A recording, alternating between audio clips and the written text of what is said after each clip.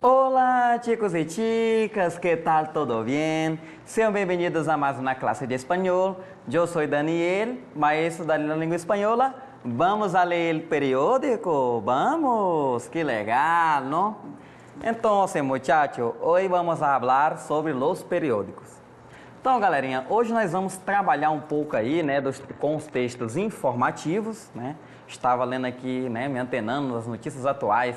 Alguém vai dizer, que mentira, professor, hoje em dia eu nunca mais vi nesses jornais impressos circulando, hoje tudo muito é digital. Verdade, galera, hoje em dia, né, eu particularmente sinto muito falta, né, de comprar esses jornais nas esquinas da cidade, né? Ler ali, ficar antenado, né? A gente comprava muito esses jornais impressos antigamente. Hoje quase não se vê, né? Tirando algumas bancas aí, acho que até aquelas poucas bancas que existiam aqui, algumas sumiram, né? E, se eu não me engano, tem uma no centro da cidade de Rio Branco, mas é só uma suposição. Mas há várias maneiras de ficarmos informados, né? E ficarmos conectados, tá, galera? Então, quando a gente fala de análise e interpretação de textos informativos, eu estou falando justamente, né, do cunho informativo, ou seja, da tipologia textual, né, que é a expositiva. Texto informativo está dentro de tipo expositivo, né, onde você expõe dados, né, você expõe as notícias, né? Então a gente vincula muito notícia a texto informativo. É claro que nós temos também outros tipos de textos informativos. E na aula de hoje a gente vai conhecer um pouco mais sobre cada uma delas. Vamos lá, slide na tela. Lembrando sempre, né, não esqueçam de pegar o seu livro aí da capa verde. Só porque o senhor coloca na capa verde, só tem dois, capa rosa e capa verde. Porque a aluna insiste, né, de fazer, a gente pede para pegar o azul, ele pega o amarelo. Parece que ele gosta de contrariar o professor, né? Na sala de aula é assim. Você diz não, ele diz sim. É sempre aquela tendência. Mas normal, né, galera? É a nossa vida. Então temos um informe aí, uma notícia que chega, o meu olho já dói, já quando eu olho assim de longe, eu já fico com dor na vista. Eu nem leio, galera, não vou mentir. Eu chego numa questão de Enem e olho o texto desse tamanho, eu sempre falo, vai para o enunciado. Vai para o enunciado buscar pista, não vai sair fazendo aquele método da gramática tradução, tentando traduzir ali o texto. Vai gastar uns 10 minutos. E às vezes vai nadar e morrer no seco, né? Não vai conseguir achar a informação que você está procurando. Então vai ao enunciado, né? Seja objetivo, foco, galera. O texto aborda a temática do HPV. Opa, esse termo aí, né? HPV, ele não é um termo assim isolado, que a gente nunca viu falar, né?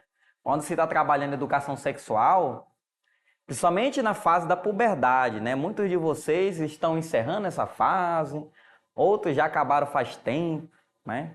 Outros, nem se lembram mais dessa época. Mas há uma faixa etária que a gente muito se discute essa temática, né? HPV, aí nas escolas é conversado, né? A saúde se envolve, né? Ou seja, há uma parceria entre a Secretaria de Saúde e a Secretaria de Educação, profissionais vão à escola, levam a vacina, aplica nas meninas, e agora aplica no menino também. Então, tudo isso, ele é do nosso contexto também. Quando a gente fala nessas causas, né, por exemplo, o Covid e outras doenças, não deixa de pertencer a todos os contextos, porque é algo mundial, é algo global, tá, galera? Então, está dizendo que a temática é o HPV. Então já tem uma pista maior. Estamos falando do HPV, né, que a gente chama de papiloma vírus humano.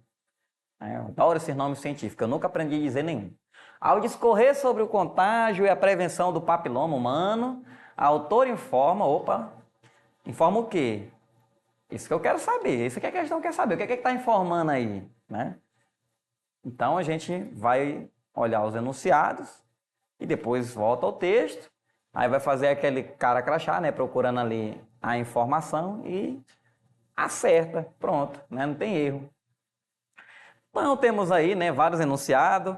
Vamos pular, galera? Vamos para o nosso conteúdo, porque eu sempre gosto de trabalhar assim, né? Quem está aqui comigo já desde o início, né? Já estamos aí na nossa 23ª aula, de um ciclo de 30 aulas, né? Eu sempre trago aqui o texto, trago o enunciado, a gente trabalha o conteúdo sistêmico, depois volta na questão e resolve, né?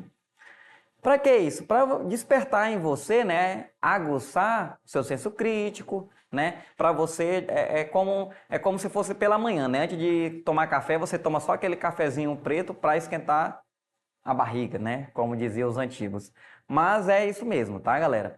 Então, claro que no dia da prova do Enem, você não vai ter essa oportunidade de ficar recorrendo aí a material teórico, né? Você não pode levar nada. Seu material teórico, ó, tá aqui. Mas é para isso que a gente está aqui hoje. É para você também errar. Porque o erro faz parte do processo da aprendizagem.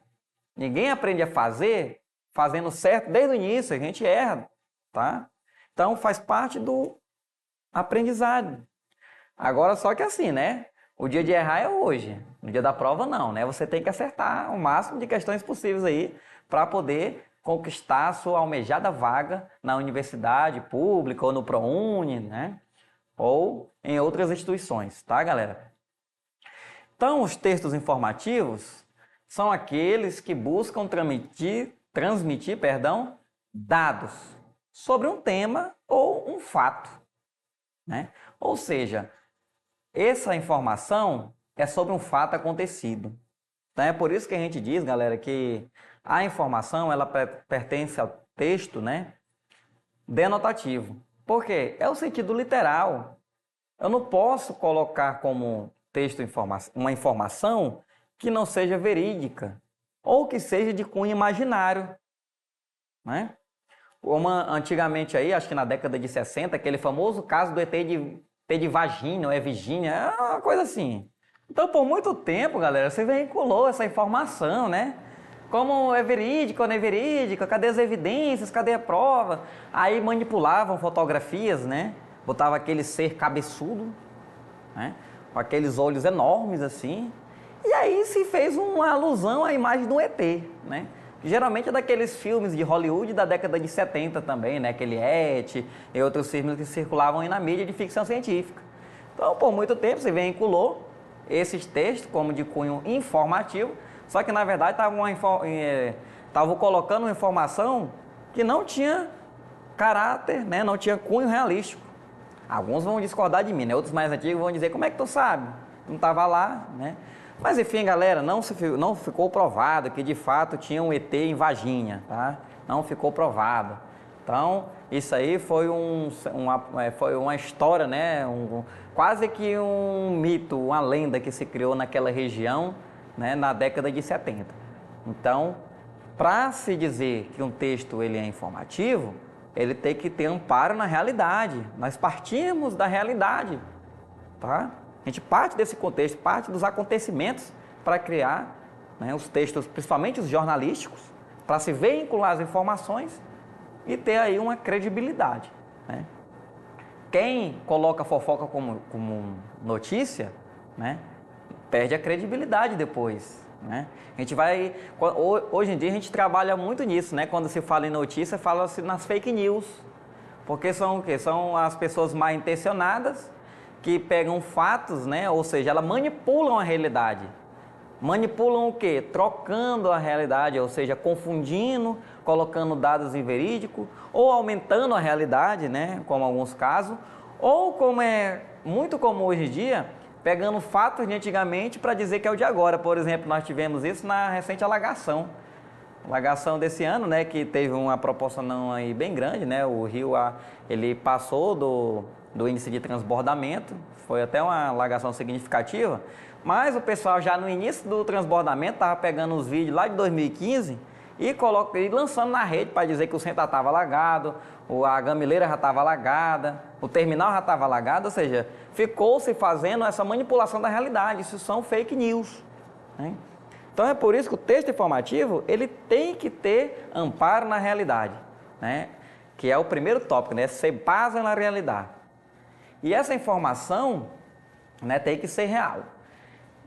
Característica: objetividade, linguagem clara, objetiva. Ou seja, aqui o que importa, galera, não é a mensagem, não é o belo, né? Mas sim o referente, né? Ou seja, a informação é mais importante. Então a gente não se preocupa com a estilística das palavras. O que a gente se preocupa aqui é com a norma padrão, né? A norma culta, tá? Por quê? Porque também a gente não vai sair fazendo informação com um monte de gíria, né? Com um monte de vício de linguagem. Não, a gente usa da língua culta, mas com clareza, com objetividade, sem uso de termos rebuscados, que são aquelas palavras difíceis que eu chamo, né? Da língua portuguesa, que a gente fica 2 horas pensando ali para ver o que é que pode significar aquela coisa, né? Então, os textos informativos, eles são mais objetivos, eles são mais fáceis à compreensão, tá? Por conta dessa linguagem clara, direta, objetiva, né? Coerente, tá? Então, todos esses elementos aí são dos textos informativos. Aí nós temos os tipos de textos informativos. Trouxe 4 exemplos aí, né? Que é a carta formal, notícia, informe e memorando, tá?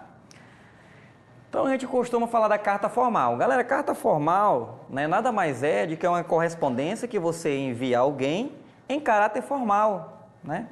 Ou seja, é aquele requerimento que você envia, né, para algum setor, tá? Muitos de vocês vão experimentar isso quando ingressarem à universidade, né, onde vão ter que preencher alguns documentos, e esses documentos incluem aí alguns termos de veracidade, aquela declaração, né, de comprometimento e outros meios formais aí de você se comunicar.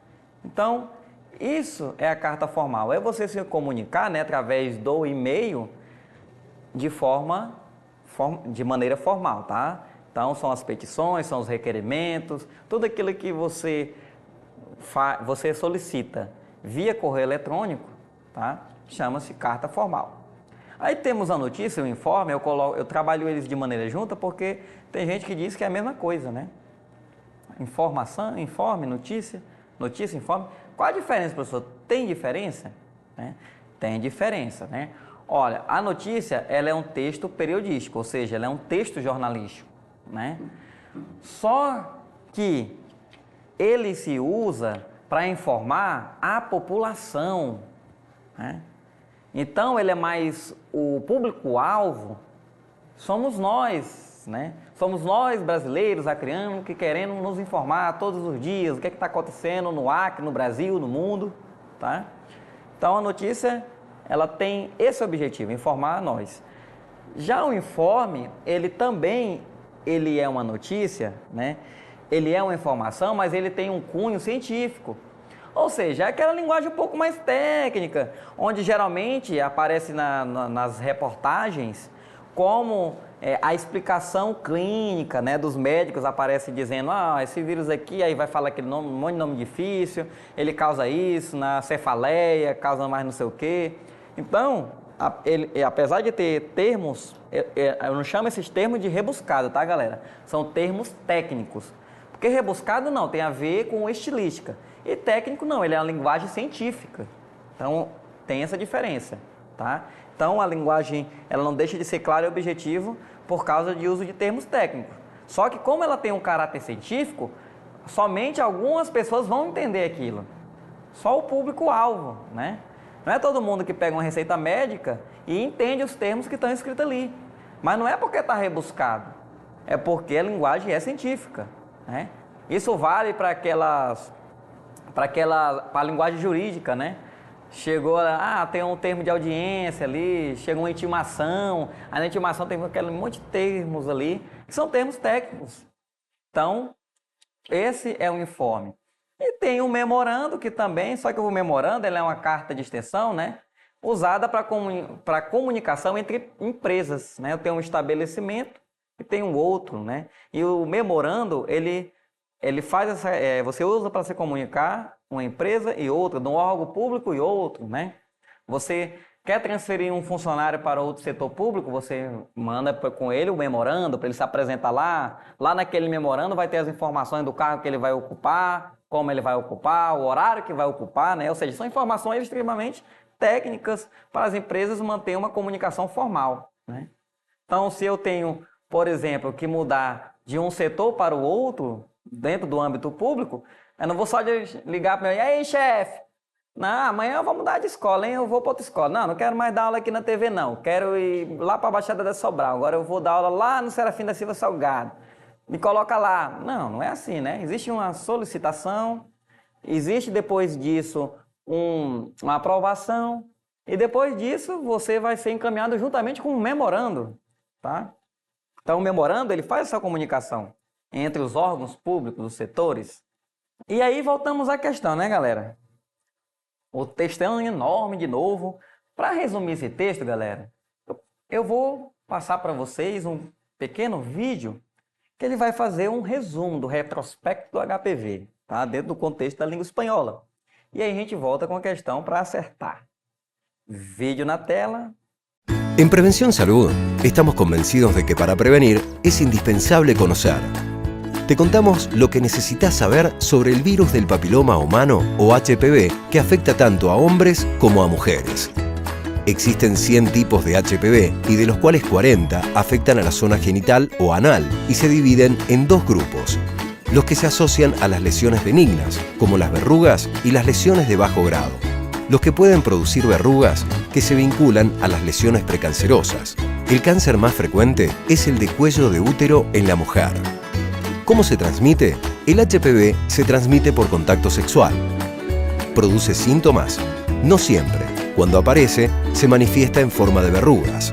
Pero la gran mayoría de las veces, la infección se cura sola, sin producir ningún síntoma. ¿Cómo se puede prevenir? No existe tratamiento que cure el virus. Sí se pueden tratar las verrugas o lesiones. Existe una vacuna contra el HPV que se aplica en niñas de 11 años. En el caso de los adultos, las medidas de prevención más efectivas consisten en usar preservativo para toda relación sexual, no fumar, llevar una buena dieta alimenticia. ¿Cómo se detectan las lesiones en el cuello del útero causadas por el HPV? A través del Papa Nicolau o PAP.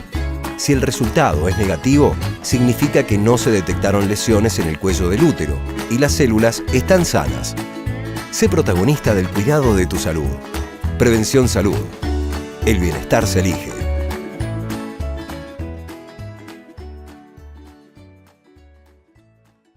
Então vocês viram aí, galera, que nós tivemos algumas explicações técnicas aí do HPV dentro da linguagem científica, né?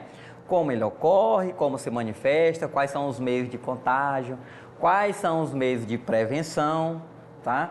Nós vimos um pouco disso aí. Agora vamos para a questão, né? Então o enunciador, ele diz aí, ou ele quer saber, né, que a autora informa que o vírus faz o quê? Estudado pela Academia Americana de Pediatria por seus efeitos em crianças. Será que é isso, galera? Vamos já conferir no texto, né? Responsável pelo aumento de casos de câncer na população jovem mexicana. C. Ignorado pelos homens por se restringir à população feminina. Letra D. Combatido por vacinas que devem ser aplicadas tanto em mulheres quanto em homens. E a letra E. Classificado como um problema superável pelas facilidades com que se enfrenta a infecção. Vamos para o texto, né, galera? Olha a resposta, a colazinha ali surgindo. Então, olha lá o título, né? El virus del papiloma humano também é um problema de... Opa! Então, galera, lembra que a gente trabalhou na associação entre tema e título? Foi uma das nossas primeiras aulas, que o título, ele diz muito, né? Porque ele é o convite para o texto. Então, se você já vê de cara no título que diz que, olha aqui, ó, seu machão, papiloma também é um assunto de homem, não é só de mulher não, né? Por que ele faz isso, será? Porque antigamente muito se falava que HPV era problema de mulher, né? Então, só que esqueciam, né, os homens esqueciam-se que eles eram um dos principais vetores, ou seja, eles portavam HPV. Só que o sintoma no homem, ele é meio que incubado, né? Ele quase não se manifesta. Então, o homem todo sabichão lá, não, isso é problema de mulher, não é problema meu não, entendeu? Tô nem aí, isso é as mulheres que vão fazer preventivo, vão pro posto, tô nem aí. Porque achava que era um problema de mulher. Mas olha o convite do texto, é problema de homem também. E aí vai falando ali, ó. Para alguns homens, o vírus do papiloma é algo muito longe. Se esquece que ele também se infecta, né? E que contagiam as mulheres. E são, ainda coloca ali o tema, um passaporte mágico para o câncer de útero. Ou seja, muitas mulheres que morreram de câncer no colo de útero foram por causa de HPV maltratado.